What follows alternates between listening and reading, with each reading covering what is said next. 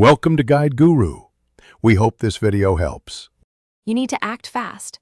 Stop using the device to prevent data overwrite and prepare a clean recovery environment. Connect a secondary computer, external drive with sufficient free space, and the correct cables. Once done, record the update version and timestamp because that informs which recovery tools and file system behavior apply.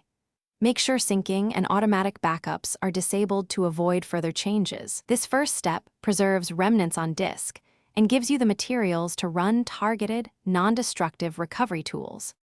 You'll create a forensic image of the affected storage so every operation is non-destructive. Use DRescue or similar in read-only mode to copy sectors to the external drive.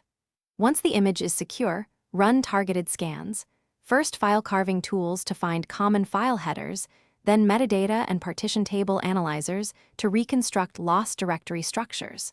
Make sure to tune signatures and deep scan thresholds for your file types.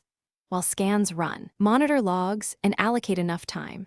Complex scans can take hours depending on drive size.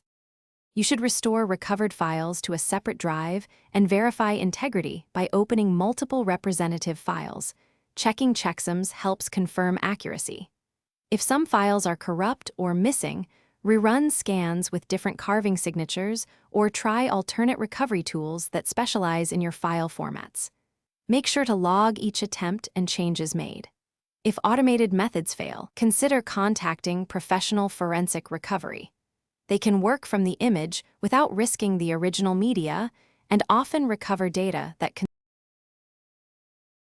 Thanks for watching. Consider subscribing if we helped you today.